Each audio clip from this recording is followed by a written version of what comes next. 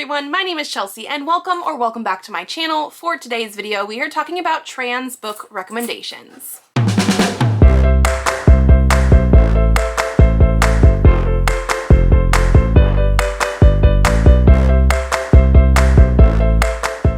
So today, when the video was going up, it is the first day of this year's Trans Rights Readathon. We are reading for 2 weeks from the 17th through the 31st because that is the Trans Day of Visibility. So we are reading for 2 weeks, and I'm going to be reading this and doing a vlog, I think, maybe a weekly vlog, so we actually have 2 of them, reading books by trans authors, by non-binary authors, or with books that have trans and non-binary characters in them. And so I just sort of figured I would talk to you guys about some of my favorite trans books. I think actually all of the ones that I picked today are by trans or non-binary or gender fluid authors. That way you guys potentially have some things to read. So without further ado, we are going to jump right on in. I think we're gonna start with middle grade and work our way up to adult, just because that's sort of the way I figured we would do this. The first books and author I wanted to talk about is going to be Gino. So last year I read Melissa, Rick, and Green by Gino. Gino is a genderqueer author, and Melissa is going to be a book about a trans feminine character. Green is non-binary, and then Rick is in the middle of those 2 books, so they're sort of like a little series, although you can read them as standalones if you want. Rick is more about ace representation. The characters of Melissa and Green do show up in Rick, even though it's not necessarily a book focusing on trans characters, but obviously the author is part of the community. I absolutely loved these books. I want to say Rick and Green were my absolute favorites. Melissa just felt a little bit short and I wanted more of an ending, but I mean, obviously we then get Rick and Green, and I just really love the look into these characters, especially because I think Melissa takes place around 4th grade, potentially. Rick and Green move more into a middle school sphere, and I just really loved seeing these characters and seeing them figure out their identities and how they wanted to come out with those. I think these are really good middle grade books for kids to start looking at those identities in case they haven't seen them before, and I just really loved them. I listened on audio, and I want to say at least the last 2, Rick and Green, are narrated by Gino, and I really loved it. Yeah. Another middle grade that I have here is going to be The Flicker by H.E. Edgman. I read this one last year for a vlog thing that I was doing, and I loved this one so much. This author is going to be transgender and indigenous also, actually, so the fact that we have characters in this book who are exploring their gender identity as well as other ones who are people of color, I absolutely loved it. This is a middle grade book, but it felt very much like for an older middle grade audience because we are talking about sort of a dystopian society after this sort of apocalypse happened. A lot of people have died. The flicker is what the apocalypse sort of thing was. The sun flickered and things died. It gets very deep into some of those things, but like, I really loved the messaging it had. I could not put down this book, especially like in the last half of it. We're basically following 2 preteen siblings who also have like their younger baby brother with them, right after the death of one of their fathers. And it is this post-apocalyptic society, and one of them, who is, I'm pretty sure, half Native American, is convinced that her grandmother is still alive. And so she wants to go on this journey to go find her grandmother with no other information going on, even though this apocalypse is happening. And they run into these other like kids and teens and stuff as well. It was dark and deep, and I really loved it. It's probably for an older middle grade audience than like Gino's books, but I loved it so much. So next we're gonna move into young adults now. So one of the first books, or I guess author, again, this is about an author more than anything else, that I thought about for this is Aiden Thomas. Aiden Thomas is one of my favorite authors. I have read everything that he has published except for the sequel to Sunbearer Trials, which I do have on my TBR, which is something that I'm considering for the Trans Rights Readathon, obviously. But this is an author who is a trans man, and so every character that we have had in these books, not including the Peter Pan retelling, is also a trans masculine character, and I have loved both of these so much. Cemetery Boys was the first one that I read and I fell in love with it. I also did a reread of it last year. Still absolutely love it. I think the sequel is coming out later this year and I'm so excited. This is a perfect standalone, it really is, but I can't not want more in this world with these characters because I just absolutely love Yadriel and Julian. And yes, this one is about a character who is trying to prove that he is a brujo to his family. They have brujas and brujos, and based on your gender, that's the sort of powers that you get. Like the guys and the girls get different powers in this world. He knows he is a guy, and he ends up wanting to prove that through the guys' powers that they have, which is like to find a spirit and release them. And he ends up finding Julian, which is a boy from his school who has apparently been killed the night before and doesn't really remember what happened, and they're trying to figure it out. I absolutely love this one. I also love this one too, the Sunbearer Trials. This one follows our main character of Teo, who is a Semadios, which is like a son or a child in general of these gods that are in this world. And in this world, some of them get picked to do the Sunbearer Trials, and they're very dangerous. He never thought he was going to be picked because he's not one of those like really powerful Semadios. But he is, along with some of the other people that also probably should not have been picked for this. And so we have deadly trials, we have really good friendship elements. I love the fact that this is like a queer normative world. And again, there is a sequel. It's literally a duology. I need to finish it. I loved it so much, and I just haven't picked it up because, as I mentioned in a video recently, I'm really bad at finishing series. But yeah, anything by Aiden Thomas is something you should pick up. The next one that I have here is another author, obviously, Andrew Joseph White, another trans masculine author. He writes horror. And so this one is a YA horror, The Spirit Bares Its Teeth. It's going to have own voices for autism rep as well as the trans rep in here. This is more historical, so we do have a little bit more of like misgendering, like the person in here who is trans isn't necessarily known as that by everybody throughout the story. This one really got to me in places. We have like the body dysmorphia as well as like the actual other horror elements. And so because of that, I couldn't give it a full 5 stars, but it was still really well done. And I definitely think people need to read more by this author. I have an adult book by this author that I'm intimidated by because of the fact that it's going to be even more of that horror element. But what this author does, he does well. The last YA one I have here for now is going to be Iron Widow by Trans Rights Readathon. Now I'm going to say YA because this one is definitely pitched as YA, but I know the sequel, which again, I think, is it part of a duology or are we going to get more and we just have a second book? I don't remember.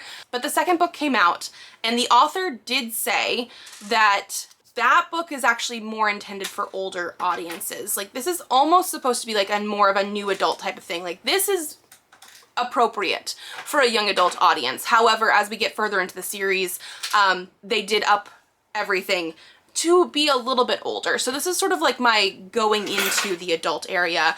I absolutely love this one and I need to continue, but I'm bad at finishing series and I don't even know if that's the last one or not. But we basically have this world where you need one girl and one boy to pilot these like mechas. It's sort of a sci-fi world as well, based on historical Chinese figures. And our main character here gets into this world because her sister went to pilot these mechas and died. And so she is out to take revenge on the like guy that did it. It's very messy. It's very dark. I loved everything about it. We do have a poly relationship as well, which is very intriguing. And the last like 100 pages of the book, I could not put down because it was go. The setup for this was amazing. And then there was just so much stuff happening. So again, I think I actually want to reread this before I jump into the next one. But it was so intriguing. This author also does have a middle grade book called Zachary Ying and the Dragon Emperor, which I did read. I didn't love it as much as this one, but it's sort of Yu-Gi-Oh based. So if you're looking for something a little bit more fun, you could definitely check that one out as well. Our last book here before we get into like the full adult stuff, I actually have a manga, which is going to be Boys Run the Riot. It is a 4-volume manga by Kaito Gaku. So again, this is going to be own voices. The author is transgender and our main character here is trans masculine as well. And basically he knows who he is, but in school people still see him as a girl. And so he is trying to use this, like, he wants to make like a fashion sort of company with another boy in school to sort of show people who he is. I really, really enjoyed this one. I think the first couple books were my favorite. There's a little bit more problematic stuff in the later half of the series, but it's dealt in a very good way. It's like issues that come up because of the fact that he is transgender and things like that. Not necessarily like the author wrote stuff bad, you know what I mean? But it gets into a little bit more difficult topics, a little bit more nuanced stuff. But I had a really fun time with it, and it's only 4 volumes, so it is a very quick and easy read. Okay, now diving into our more adult stuff here, I have Our Bloody Pearl by Bryn. Bryn is a queer author, non-binary, I am pretty sure specifically, and this one is the novella, and I think my favorite book that I have read by this author, although they have a lot of different ones. They have other similar siren books in another series. They've also done some vampire books, which I have not read yet, but I do have again on the shelf. And this one specifically I absolutely love. So there's a lot of variety, but this one here is very much like pirates and sirens, and our siren is a non-binary character. I think the entire siren sort of species in this world is very non-binary. We have a lot of other good representation as well because our pirate is actually on the ace spectrum. We have some side characters who are in a sapphic romance. The pirate is also a person of color, and I just really liked the look into this world. Basically, our siren character is disabled and escapes from a really bad situation, and the pirate character is helping them. I absolutely love this one. I went in thinking it was a romance because I think Goodreads way back in the day said it was.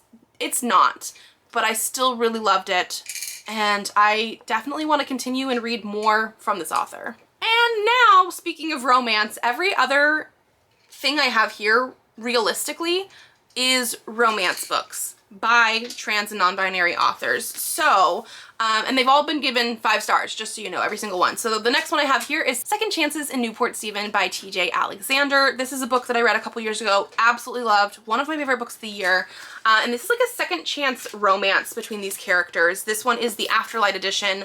But basically one of the characters is going to be trans, and it's second chance because the characters dated, I think, in high school before our character realized that they were a man instead. And so I love the idea of the second chance romance with somebody who wholly accepts our main character for who they are, trans included. Like, it was just such a breath of fresh air. We also have like a single dad in here.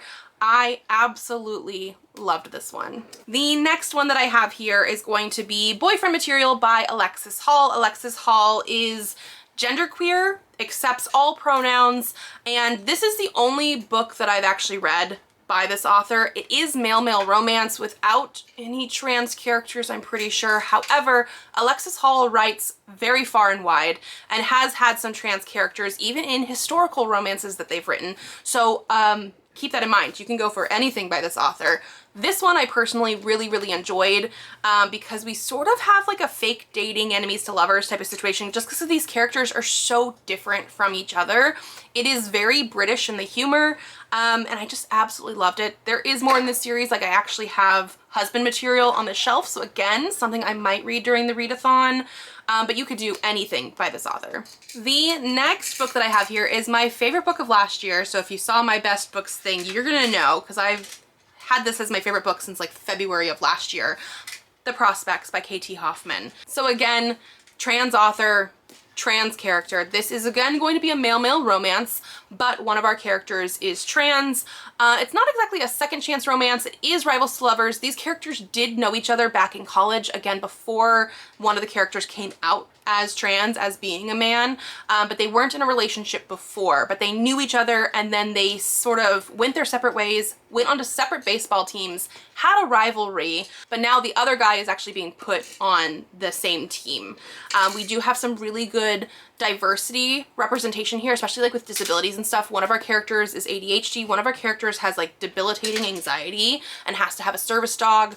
I absolutely love this so much. I'm not even a baseball fan, like a sports fan at all, and yet I cared about the baseball in this book because the characters cared about the baseball. I loved this so much. And then the last thing that we have here is going to be another author, Casey McQuiston. This is a non-binary author. These are the two books that I have read by this author, and I absolutely love them. We have Red, White, and Royal Blue, as well as One Last Stop. Red, White, and Royal Blue is male-male romance. One Last Stop is sapphic romance. They both contain characters that are bi, as well as characters that aren't bi, gay, lesbian, that kind of thing. They're both a little bit different, more contemporary, but with the whole fact of like, one is the son of the President of the United States and one is a prince. I think we all know about this one. Movie was not nearly as good, but this was great. And then this one has a little bit more of a magical twist to it because one of the women is trapped on a subway and has been trapped since like the 70s or 80s. And it's like a magical twist that way. I loved both of these so much. I know again that there is more by Casey McQuiston. I think there's what Shara Wheeler is a YA, and then we also had The Pairing, which did not necessarily seem up my alley personally, so I hadn't read it because it's going to have a little bit more of the spice to it. So if you guys are looking for that, you can definitely try that out. But again, this author is a great choice, and I loved both of these so much. And so I'm sure I have other things that I could talk about. I'm sure there's other books also that have trans and non-binary characters, but maybe not necessarily trans or non-binary authors. And the one good thing about the readathon is that you're going to be reading books by trans and non-binary authors, but also with trans and non-binary characters, because what if an author has not come out as one of those things yet? Are we going to really punish them by not reading their books because we think they might be cis? Like, no. We're not going to be calling for people to come out of the closet. None of that. So anything counts as long as it is by an author that you know is trans or non-binary or also has characters that are. I have a ton of books there that I'm going to be looking through for what I'm going to be reading over the next 2 weeks, because literally it starts the day this video goes out. And we have 2 weeks to go. I have a ton of books. I am going to be vlogging. We'll see exactly how I pick what I pick because I'm not entirely sure yet. But keep an eye out for that because we will be reading these together. Probably a couple vlogs coming out. I hope you guys participate. Let me know if you're going to or if you have a plan on what book you would like to read. And I think that is going to be it for me today. If you guys like this video, give it a thumbs up to let me know. Subscribe to this channel if you'd like to see more videos. I do have videos coming out Tuesdays, Thursdays, and Saturdays. So I will see you then. Bye.